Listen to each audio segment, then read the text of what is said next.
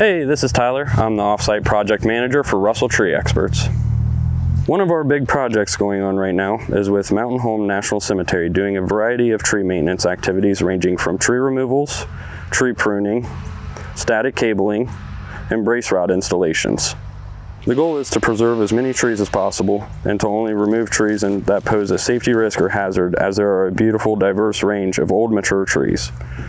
The biggest challenge for this project is minimizing turf impact and working with tight drop zones in order to avoid damaging any tombstones and to keep the lawn pristine and undisrupted.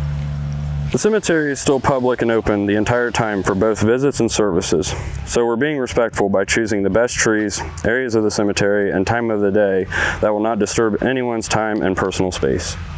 Aiding us in this project are anywhere from 2 to 3 full crews of co-workers with a variety of equipment such as an articulated loader, bucket trucks, grapple trucks, a Nifty Lift, Merlo telehandler, good old-fashioned tree climbing, and more.